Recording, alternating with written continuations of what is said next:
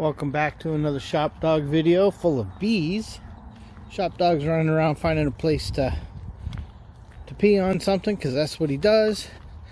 It's been a couple nights since the Sunday video, and I did a little bit last night off camera as far as dealing with this whole shock issue.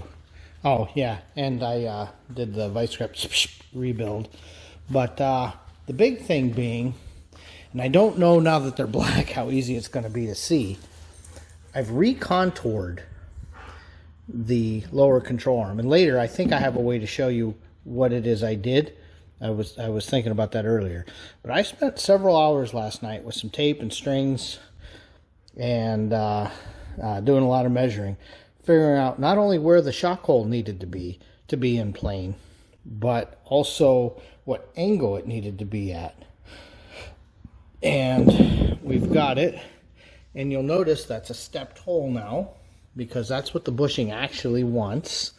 So we've got that stepped by welding a big flat washer in the back, and this will now be very strong. This is no longer our weak point like it was before, and that's why it was very important that we make sure that that was in line. In fact, in just a second, I'm going to splice in a video that I had sent Kevin yesterday. That's one of those 40-second ones that wasn't meant to be published. So I'll be right back. Dog's excited to show you this. Okay, it has taken a bit of measuring, a bit of drilling, a bit of work, and some very judicious bending, both up here and on this arm, and countersinking this. This is actually, you know, the step in to the arm that it's supposed to be.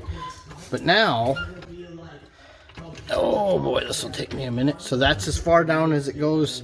I measured for the spindle height, and now watch. I've got it pretty in plane all the way to the stop. Where it's like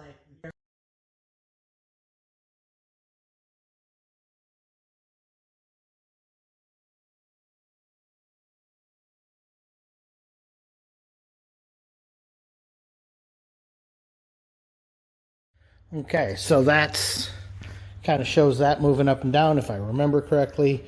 And the way we had figured out where all those heights had to be was knowing where the ball joints would sit and measuring the actual spindle gap over here and noticing that it was from face to face it's 9 inches. So setting the castle nuts where they should need to be, setting the 9 inches, so that way I didn't have to monkey with the springs, but could get all of this in line.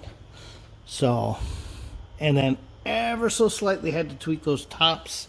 It wasn't that much though, so I'm not even worried about them not being in line. In fact, here's one of those. Oh, and that's the other thing. These things were very permanently on there because unfortunately on the old ones, they didn't drill this hole to the right size. See, that step is supposed to go in. So they drilled a hole too small. And in fact, you can see by the fact that it threaded itself that that hole barely fit these. You can see where it was. So, you know, still correcting mistakes from the past. Shop Dog says, welcome. We're going to try to get some of this hung. Just picking up the arms to show you something on the shocks and realized what they done did here. The ball joint's the wrong way. Okay. I have no idea how this is going to work, but I'm going to try to show you the difference here. Hopefully I'm even in the screen. I don't know.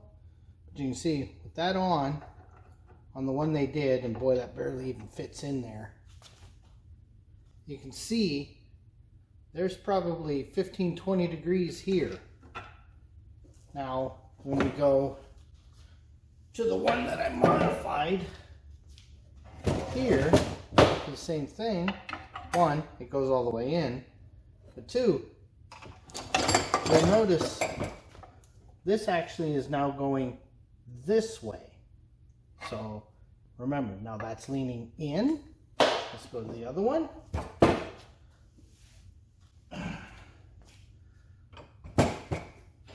Hopefully this is in camera. And This, when it's all in, is leaning out. So, remembering now the other side actually broke. This one, close. You know, you can see it's warped.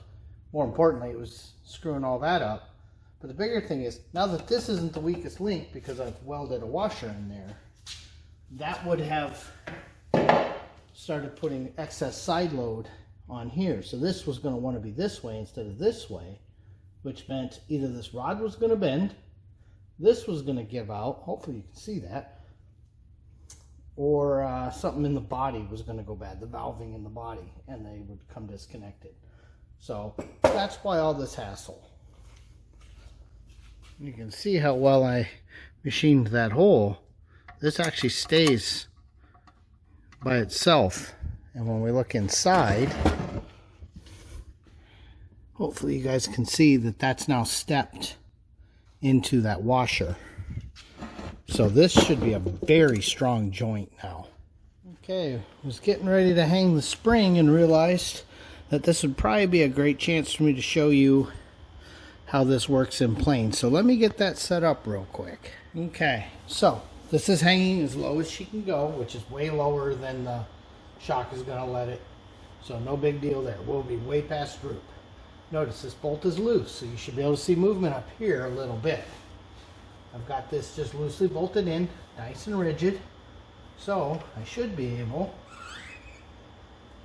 to bring her up. So that's about as good as that's going to get. It is way better than it was. Okay, this has been a lot of fun getting to this point. Here, come on in.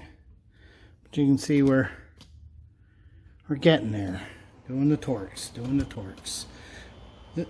Once this side's on, that's going to be it for today. But I will show you suspension traveling in just a little bit. Okay, I've got her all the way up. So you can see she's up against the bump stop. Well, actually not even the bump stop. What are we up against? No, we're not even at the bump stop. There we go. Sorry, I had her all the way up. I forgot I was playing with her. So you can see we've still got more than our 1/4 inch that we have to have here. Because now we're up against the bump stop. Now I'll bring her down.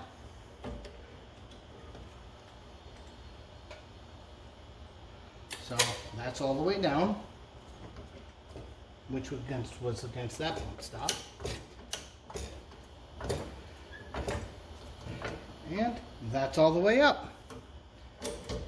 So, and right around here, that's probably right height. So, yeah, it works. All right, ShopDog says that's probably enough for this video. We'll do the other side next, but this took a lot longer than we'd hoped. And I just threw a wheel on to see, and I'm not sure if you guys can see, but it will hit that, but we don't have it connected, so I'm not sure if the other side wouldn't already have hit its bump stop.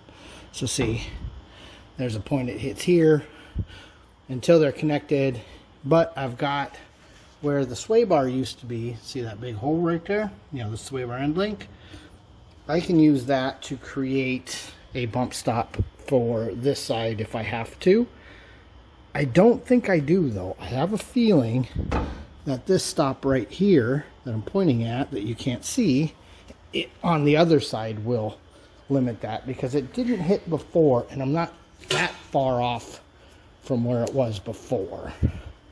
So yeah, see that stop right there. That's what this hits when it turns.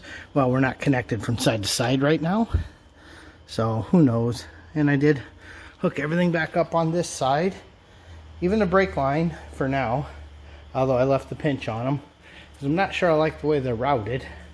I want to play with that a little bit. So that side, well, that's another couple hours of work. I'm not doing it tonight. I'm gonna go in and relax a little bit. I think ShopDog's earned it. So at this point, ShopDog says thanks for watching. We're gonna go have cookies.